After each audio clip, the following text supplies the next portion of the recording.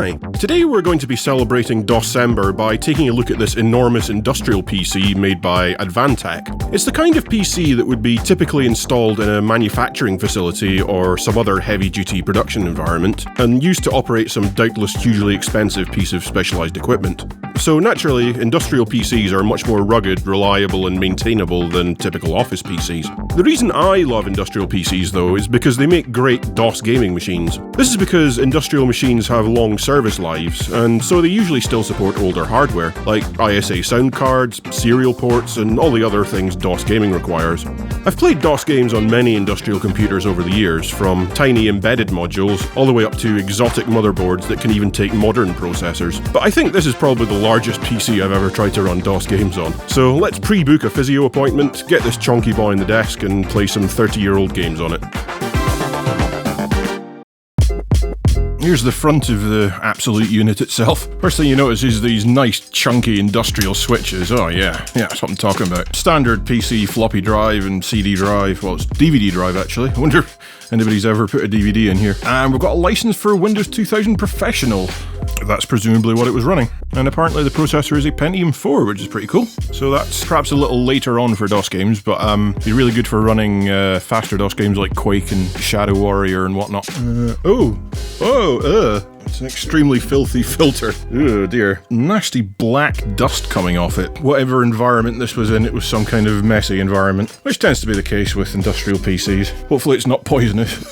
Alright, lovely. As you can tell, the whole thing is built like an absolute tank. It's clearly an industrial piece of equipment. Take a look at the back. Okay, here's the back of the unit. Everything's pretty standard. We've got sound card ports, VGA, PS2 keyboard and mice, but most unusually we have these two cards here. Now I don't know what these are for, but it is very common to find unusual interface cards in industrial PCs, so presumably these were being used to interface with some exotic piece of industrial hardware, but we'll take a closer look at them later. The thing is absolutely filthy dirty, so we'll maybe have to give that a clean soon. So yeah, this motherboard is very, very different from what you would normally have in a typical desktop or tower PC. It uses a standard called PIC-MG, which is an industrial standard for motherboards in which the components you'd normally see on a motherboard, like the CPU, the RAM, the chipset and everything, are on a separate card that slots into a main board called a backplane. This is the CPU module here, this massive board here. So I see I have not left the screws in these cards, so that's what I like to see. Get both of these out. Here's a closer look at that weird PCI card. These two connectors are sort of RF connectors. They're not SMA. I think these are called SMB. They're like the quick release version. One of the inputs is marked RX, one of the inputs is marked RF. Also, all of the ICs have had their part numbers scraped off, which is pretty cheesy. I'm not seeing a model number or anything like that. In fact, there doesn't seem to be any silkscreen at all. Like normally the board would have white writing on it and stuff. So, sounds like they should have used the sponsor of this video, PCBWay, who never forget to put silkscreen on their circuit boards. They're doing a Christmas special just now to encourage people to design Christmas-themed items.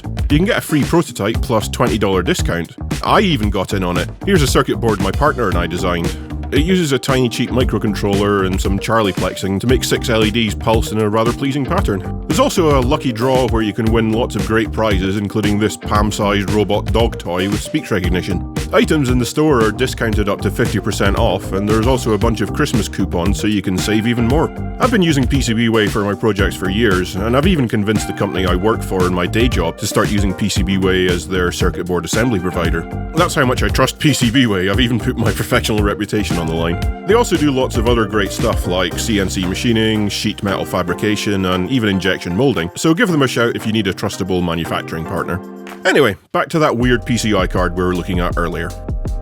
Okay, yeah, here we go. It's made by Socomate, and it's a USPC 3100. They seem to be intended to be used as part of an ultrasonic flaw detection system, so presumably this PC was set up in a factory as part of like a stationary ultrasonic testing system, or perhaps it's like the last stage in like an assembly line, like it may be an automated setup, I don't know. It does have a 200 megahertz ADC in it, which might be useful for a lot of stuff actually. I wonder if I could maybe get it working, then it could be used as just a general purpose ADC, that's useful. And some IO triggers as well. So yeah, you see sort of cards like this all the time in industrial computers, just sort of for interfacing with certain specialized pieces of equipment. Maybe just pop off this RF shield, see what's under here. Oh, this is an enclosure that's been actually properly soldered together. Okay, I wonder how on earth I get into this.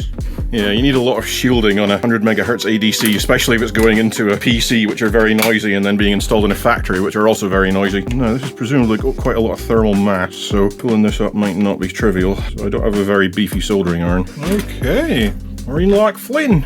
Yeah, transformer, little relay, some mildly exotic looking capacitors here. I think there's some kind of film capacitor. Not all that concerned really at this point. I'll maybe have a look at it in more detail later, but I suppose the really interesting stuff would be in the unmarked chips over here. And these are presumably either like large CPLDs or FPGAs or stuff like that. Can't help but notice that the CPU cooler has fallen off.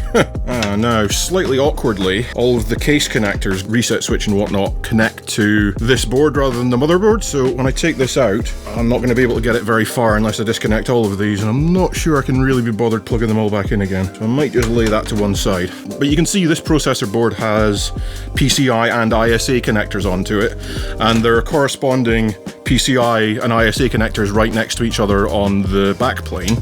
So you can see that that's how this connects to both the PCI and ISA buses. I think the fact that there are several with both is just so you can put it in any one of these locations, just to space it out more. And then obviously the ISA bits of it go to this ISA bus and the PCI bits go to this PCI bus. This chip here is presumably some sort of PCI bridge to allow the one port to connect to all these other ones. What is it? It is a Pentium 4 2.8 gigahertz. See how much RAM we have? I think 512 megabytes of RAM.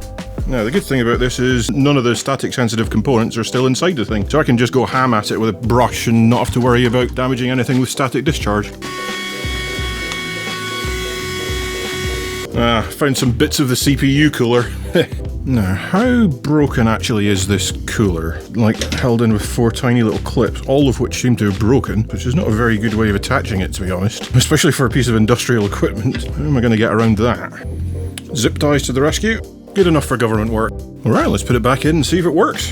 For storage, I'm going to use one of these cheap SD card to IDE converters, which are actually really useful. Here is the IDE connector on the CPU board, so I'll need to get an IDE cable. Here we go. So I guess this goes in here. For the moment, I'll just wrap it up in the IDE cable so it doesn't short against anything. Just stuff it into this corner here. We should be fine. Alright, well there's a light on in the front, that's a good start. Let's press the... Oh, hey! Look at that! Pentium 4, 2.8 gigahertz, 512 megabytes of memory. Even found the hard drive adapter. Just boot failure indeed, okay. Yeah, it's detecting it as a 33 megabyte drive. I wonder what's going on there. I'll try maybe a different SD card. Okay, I'm already massively regretting my decision to not properly mount that SD card to IDE adapter. So I've torn this out of one of my other computers. It's a 3D printed holder for the adapter that just goes into like a 5¼ inch front drive bay. So it makes everything a lot neater and means I don't have to keep opening the case to change SD cards around. Okay, this whole front bay section just comes out as one. That is very handy. Right, front bracket off. Interestingly, the hard drive compartment's on some kind of rubberized mount. Yeah, look at that. Some kind of squishy rubber washer. I guess to prevent vibration from damaging the hard drives. By the way, thanks to my mate Onosaurus for gifting me the 3D printer. I use it all the time. I don't know why I never got one before now. He basically bullied me into getting one after I was reluctant. Yeah, this is definitely a lot more convenient. Alright, hopefully it works this time. Not that I've really changed anything, to be honest, it's just in a slightly neater place. But who knows, maybe the computer's a real neat freak. Oh, looks a bit happier. 64 gigabyte SD card. Oh, look at that! Amazing! Hooray! Where is the keyboard? Suppose the traditional thing to do now is to try and run Doom. Yay, look at that. So yeah, this is obviously a ridiculously overpowered PC for running Doom. Mind you, I can't think of many DOS games that this isn't really overpowered for. Let's have a look at DOSBench, which is a collection of DOS benchmark utilities compiled by Phil's computer lab. Check CPU for start. Alright, so yeah, we've got an Intel Pentium 4. I suppose we knew all this already. But what we didn't know was how quickly it runs Quake. Look at it go. This isn't quite the fastest I've ever seen anything run it. I've got some other weird industrial boards that can do slightly better than this, but certainly this is it's plenty fast enough. Okay, let's stick a sound card in it and play some games for real. For the sound card, I'm going to use this Sound Blaster 16, so let's get it installed. Alright, fire it back up. Right, let's see if we can Detect the sound card. Oh, good, yeah. All right, only one thing for it. Yeah, that's all working perfectly well. Working just as well as if it was 1994. Meatball, meatball, shoot that perfect meatball. Ow. The next thing I want to try is 3D acceleration. There were quite a few 3D accelerated DOS games, most of them supporting the 3DFX Voodoo cards. Unfortunately, I only own a Voodoo 1 accelerator, and Voodoo 1s really struggle with faster PCs. Certainly it's very unlikely to work on this. However, I recently picked up a broken Voodoo 2 that someone else tried to repair and made worse. As you can see, a bunch of the pins on this IC are bent and soldered together, and there's a broken tracer too. If I can get that working, I should be able to play a bunch of 3D DOS games on this PC too. So let's bust out the soldering iron and set about attempting a repair. Alright, here's what I've come up with. I've managed to separate all the little pins individually and solder them to their respective pads. This one had a damaged trace, so I just kind of soldered directly for the wire over to where the trace goes over here and this resistor pack. This leg here I actually managed to break off. I guess it had been damaged before and just moving it slightly tore the whole thing off, so I managed to solder a little bit of wire to the remaining leg nub and again wire that over to where the end of the trace goes. Not my finest work, but nothing's shorting out, so let's try it in the computer. Alright, moment of truth. Well, it went beep.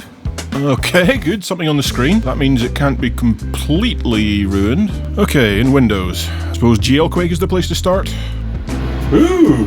Hey, look at that! Alright, I was not expecting this to work first time. Alright, back in DOS land, I'm going to try something that I wanted to try for a little while, and that's Quake 2. Now, I've run Quake 2 in DOS before, but apparently it also supports 3DFX cards, so let's see if we can get that to work. Did that work? Does this look 3D accelerated? Oh, hey, yeah, that's 3D accelerated, alright. Awfully dark, though. It's still pretty dark, oh well.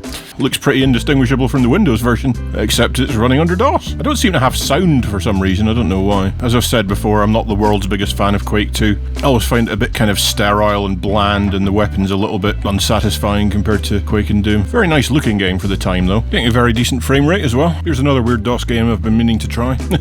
It's me! This is, as you can see, a port of Mario 64 to DOS. I believe it's derived from the Mario 64 decompilation project, where they basically reverse engineered the N64 version of Mario 64, and some very clever people have now ported it to DOS, which is pretty cool. It's not running a very good frame rate, I have to say. I also don't know what the keys are. Pretty cool though, running in DOS in software rendering. It looks really nice. However, this is also supposed to have a 3DFX mode. I wonder how you activate that. Okay, I've compiled this with 3DFX support now, so hopefully this will work. Oh, cool, excellent. Oh no!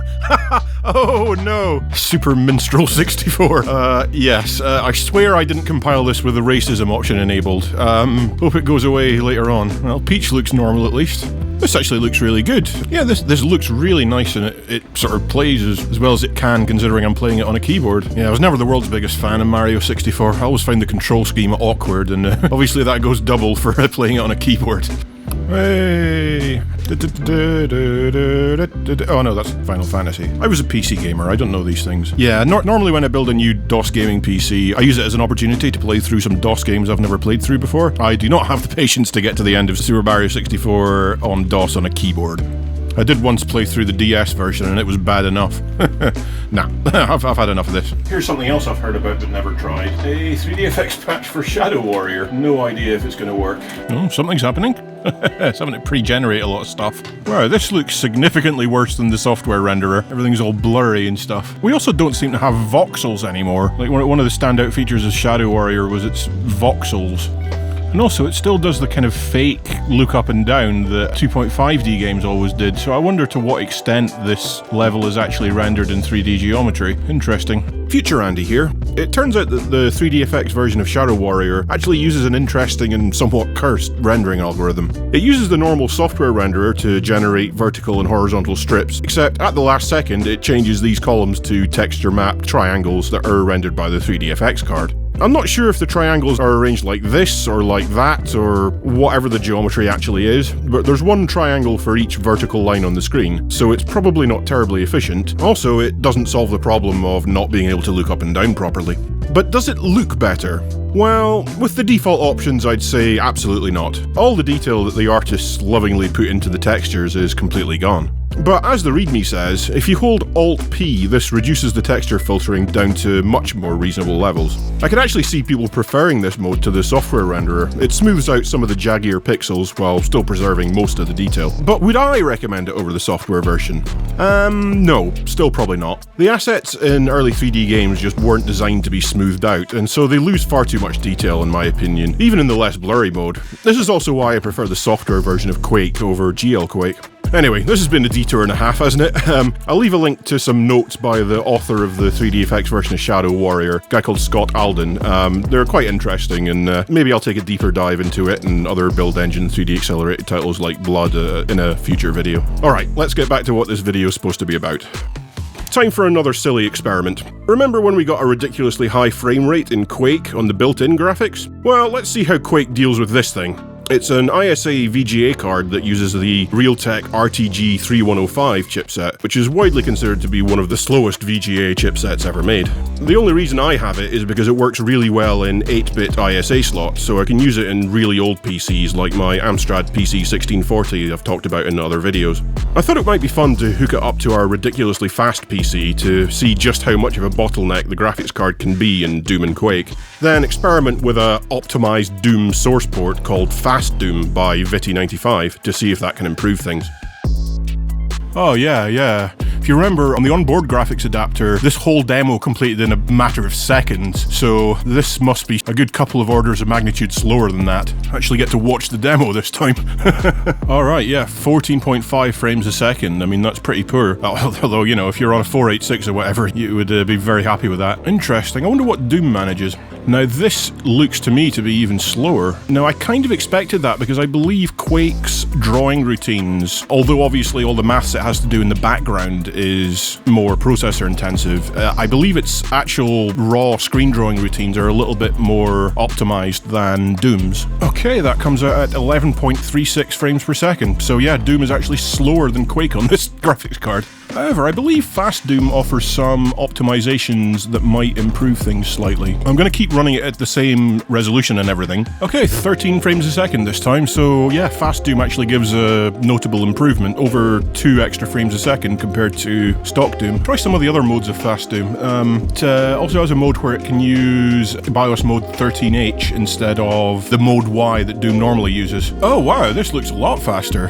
Very interested to see how many this comes up, but I'm sure this is going a good bit faster. Oh yeah, look at that, 17 frames per second. So at least on this graphics card, running it in mode 13H gives another significant speed boost. Once again, fantastic work to Viti95, the guy behind Fastdoom, who just seems to be on a mission to support every weird graphics mode and adapter in the universe, so God bless him. Okay, just to finish this off, I thought I'd try something I've wanted to try for a little while, and that's, well, you can see, dual monitor support. Now, you might not know this, but IBM PCs, right from the day one, always supported multiple monitors, and this is because the monochrome display adapter and the color display adapter actually use completely separate I/O and memory ranges. The catch is you could only have a mono and a color, you couldn't have 2 colors or 2 monos. So what I've got here is a Hercules monochrome card and an Amstrad monochrome monitor at the left, and on the right I've got the EGA card I reviewed in my last video, as well as an Amstrad EGA monitor. So you can see if I just do like mode mono, I'm now on this screen, and I can, you know, do whatever I want to do over here, you know. And if I go mode, well, I can do CO40, but I'll do CO80, I'm back over here again. One of the ways this was often used was for development, because programs like Turbo C could have the IDE in one window and the program we're debugging in the other. Like you can see I've written a program here, and I can run it, and then I can single step through the program, and the output of the program appears over in the monochrome display. So very, very useful for program development. And in fact, it wasn't uncommon for developers to still have a monochrome card in their PC, even in the late 90s, just to be able to have a second screen to output random stuff to. Anyway, I've covered all this before in other videos.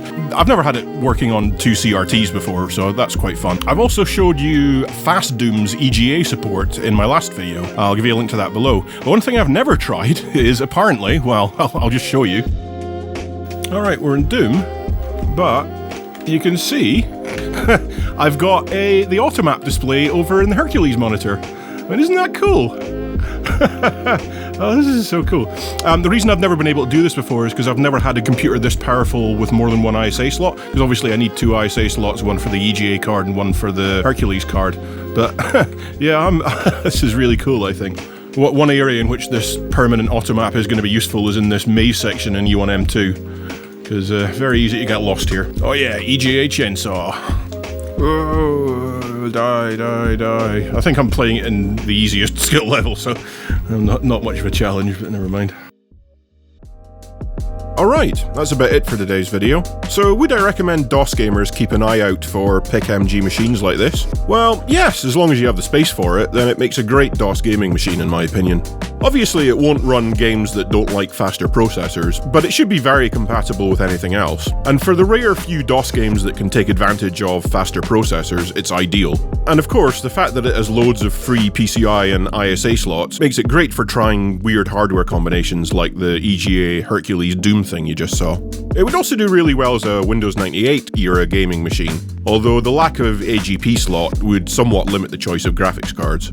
In a pinch it would maybe even run some Windows XP games, but then you'd really start to struggle with finding a fast enough PCI graphics card. But anyway, thanks very much for watching, like, subscribe, comment, etc, and I hope you have a great DOSember. Bye bye!